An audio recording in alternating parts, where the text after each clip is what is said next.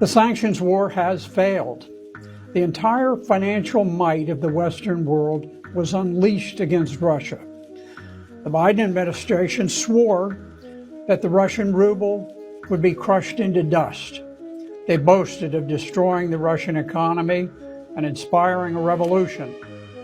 They would create such hardships that Russia would revolt and overthrow their president.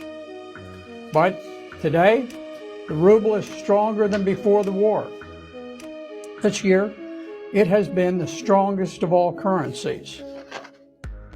Russian inflation peaked around 15% and is expected to subside. But as their inflation tops out, Europe's and America's has just begun skyrocketing dangerously. Even this morning, the price of Bitcoin dropped 5,000 points in just overnight. The stock market is becoming extremely erratic and rocky. Biden's attempt to strangle Russian trade has failed. Far from blocking their trade with other nations, The Economist reports that Russia is generating a record trade surplus with $1 billion a day flowing in from oil and gas.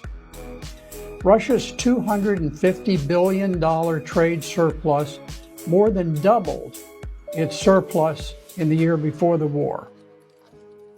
Despite sanctions, Russia has forged stronger ties with China, India, South Africa, Iran, Brazil, Saudi Arabia, all of which continue trading at enhanced levels with Russia.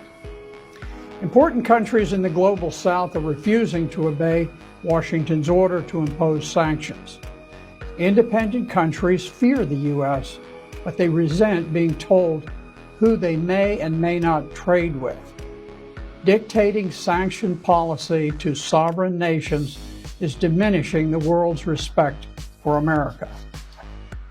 From the outset of the war, Russians have never experienced shortages of food, housing, heating, fuel, or gasoline.